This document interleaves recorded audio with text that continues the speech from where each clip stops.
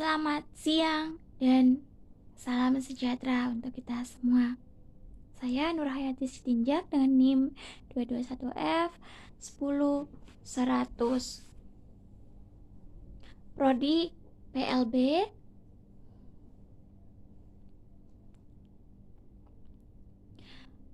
Ujian tengah semester Pendidikan Anak Tunadaksa dengan dosen pengampu Ibunda Sukihartati SPD MPD. Di sini saya akan membahas tentang anak tunadaksa. Saya akan memulai membahas atau menjabarkan anak tunadaksa. Ya, sebelumnya kita tahu atau kita sudah sering melihat anak tunadaksa. Dan bagaimana itu anak tunadaksa?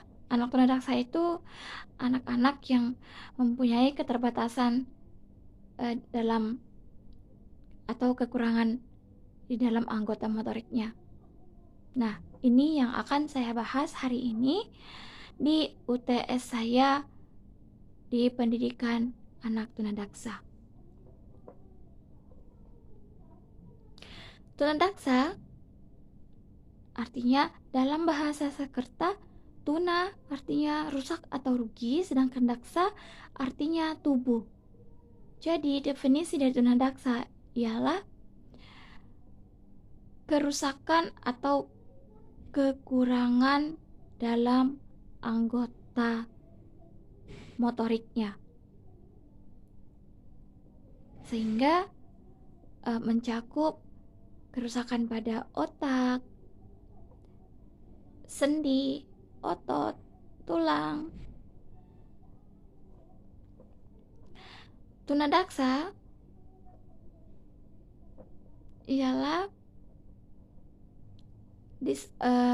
disabilitas yang keterbatasan dalam motoriknya, di mana motoriknya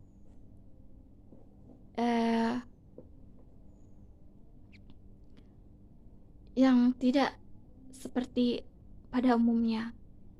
Motoriknya itu dalam artinya keterbatasan dalam fisik. Itu seperti cerebral palsy. Cerebral palsy ini adalah, atau CP adalah tunadaksa yang ya berat.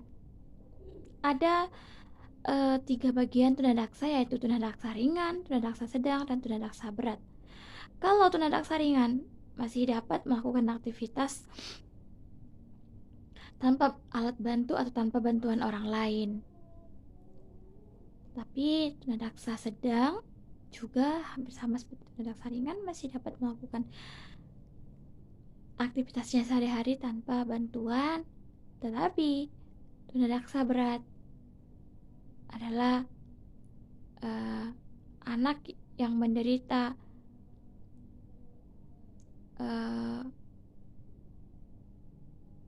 kekurangan atau keterbatasan dalam motoriknya, sehingga perlu bantuan seperti wheelchair atau tongkat. Tunadaksa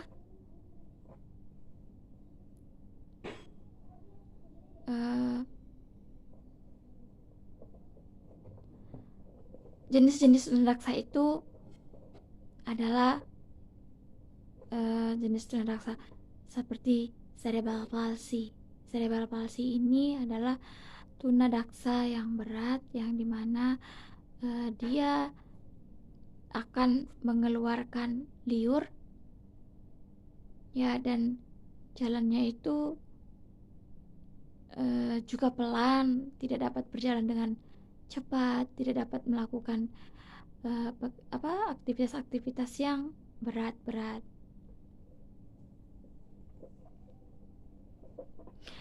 Mempelajari tentang anak tunadaksa ini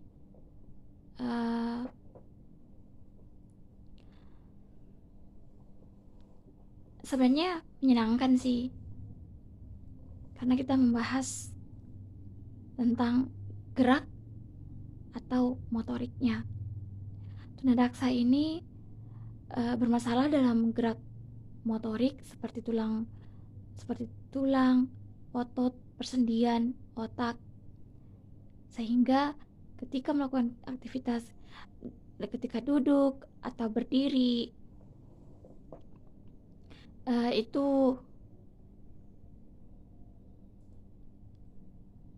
perlu bantuan, dan ketika duduk atau berdiri sangat susah. Nah, jadi tunadaksa ini adalah anak yang memiliki keterbatasan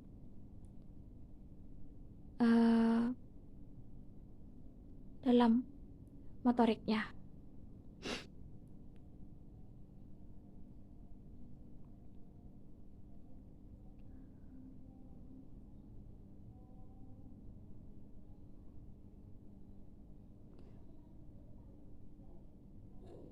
Oke, pendidikan anak tunadaksa.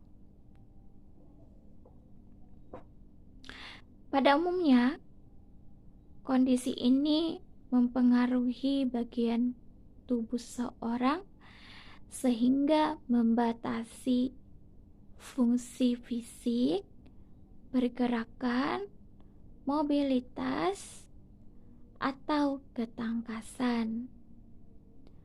Keterbatasan ini yang mengakibatkan penyandang disabilitas fisik terkendala untuk melakukan aktivitas secara mandiri, seperti duduk, berdiri, atau berjalan. Oleh sebab itu, anak berkebutuhan khusus ini perlu mendapatkan perawatan dan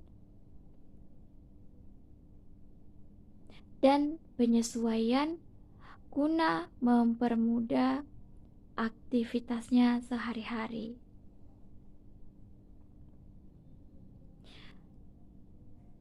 Penyebab tunadaksa ini juga terbagi 3. Tunadaksa merupakan kondisi yang disebabkan oleh beberapa hal, baik itu faktor keturunan, penyakit bawaan sejak lahir, atau kecelakaan. Dilihat dari waktu terjadinya, berikut beberapa faktor yang menjadi penyebab disabilitas fisik. Yang pertama, fase prenatal atau sebelum kelahiran. Terjadi pada saat bayi masih dalam kandungan, seperti kelainan genetik, gangguan pembentukan syaraf, dan infeksi yang menyerang otak. Yang kedua, fase perinatal atau saat kelahiran. Terjadi pada saat bayi dilahirkan, seperti pinggul ibu yang terlalu kecil, posisi bayi sungsang, pendarahan otak atau saat kelahiran, atau pemakaian anestesis bius yang berlebihan. Kemudian yang ketiga, yaitu fase postnatal atau setelah kelahiran. Postnatal ini terjadi setelah bayi dilahirkan, seperti mengalami penyakit infeksi yang menyerang otak kecelakaan yang menyebabkan trauma kepala, hingga amputasi anggota tubuh. Misalkan kecelakaan yang diamputasi itu tangannya, atau kecelakaan yang diamputasi kakinya. Kebanyakan tunadaksa seperti itu, kecelakaan kakinya atau tangannya gitu. Lalu kemudian ada jenis-jenis tunadaksa. Cerebral palsy.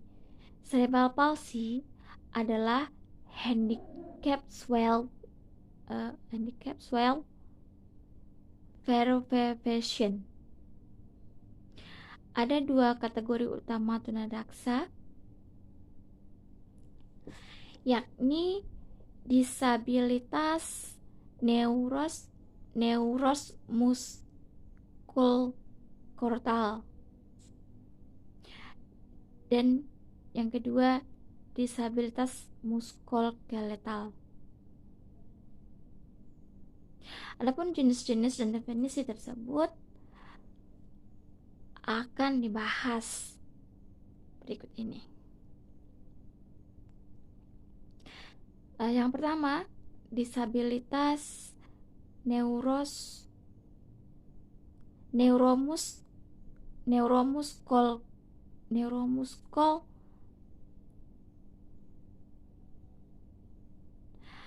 Disabilitas neuromuskuloskeletal. Jenis disabilitas fisik ini disebabkan kelainan pada sistem syaraf,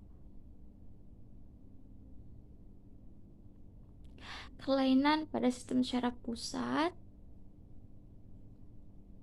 otak, dan tulang sumsum belakang, sehingga anak tidak mampu melakukan gerakan terkontrol dari bagian tubuh tertentu. Kemudian poliomielitis.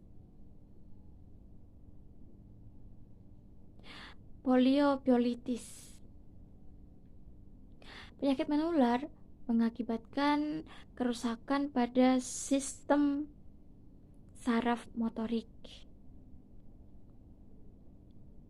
spina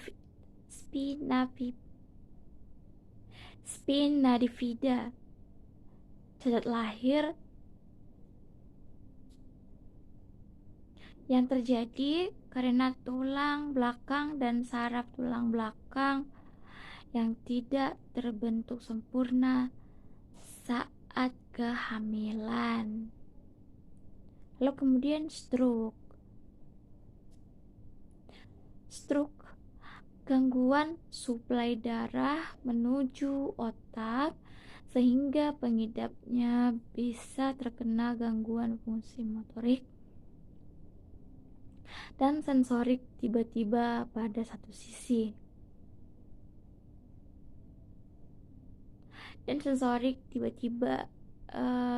Pada satu sisi tubuh. Kemudian cedera kepala. Trauma akibat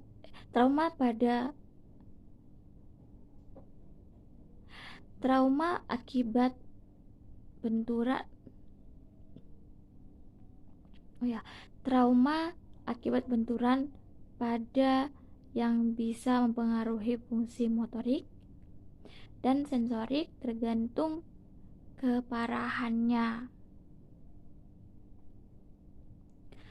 2. Disabilitas muskuloskeletal.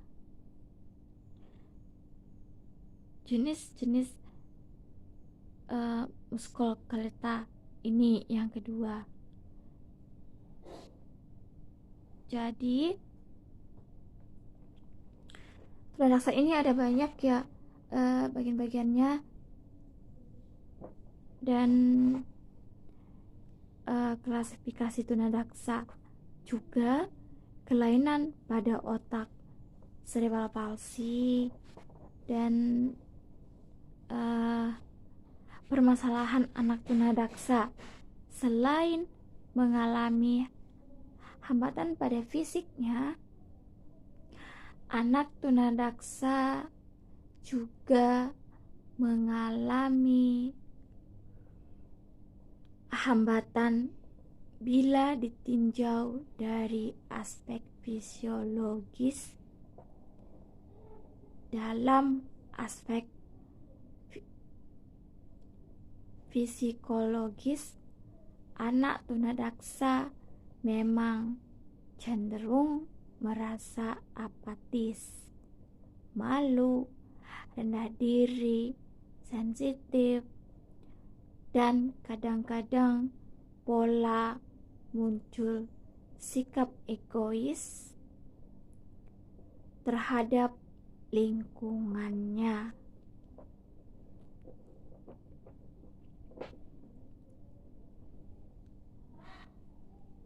Ya,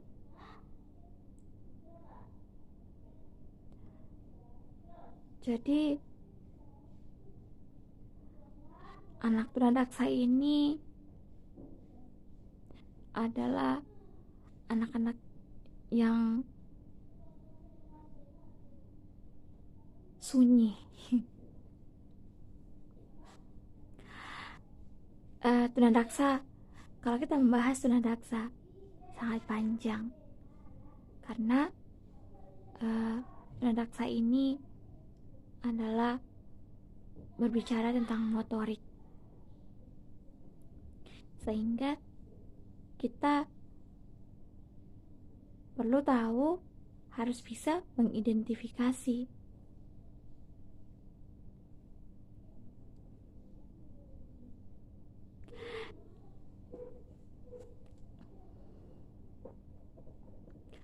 Ya, tunadaksa adalah seseorang yang mengalami keterbatasan dalam anggota, dalam sensorik, motorik, atau kesusahan atau keterbatasan dalam gerak fisiknya.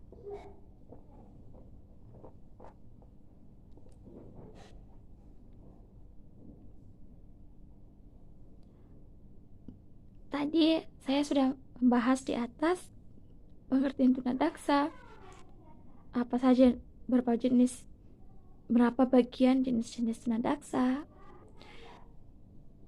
dan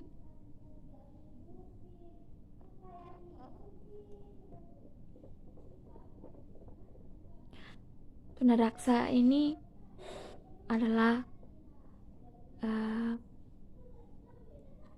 orang yang mengalami keterbatasan, yang mengalami kekakuan pada sendi-sendi otot dan tulang.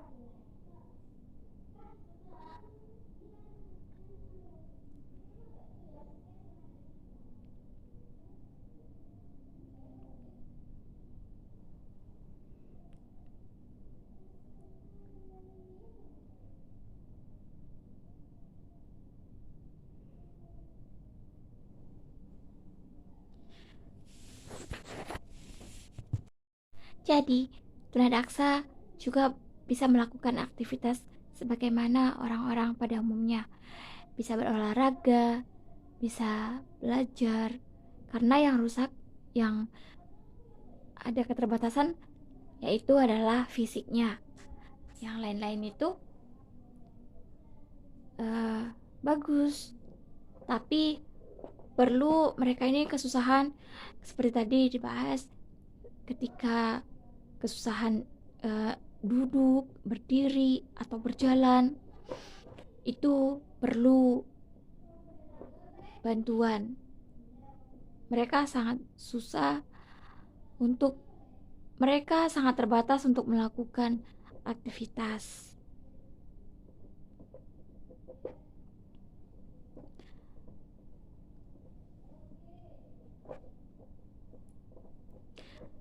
Ya, demikianlah pembahasan saya mengenai pendidikan anak tunadaksa yang masih sangat banyak kekurangan. Apabila saya banyak kekurangan dalam menyampaikan materi dan belum sempurna, masih banyak yang tidak terbahas. Sekali lagi saya mohon maaf atas ketidaksengajaan. Sekali lagi saya mohon maaf. Demikianlah presentase UTS mengenai pendidikan anak tunadaksa. Dan dengan segala kekurangan, saya mohon maaf dan terima kasih.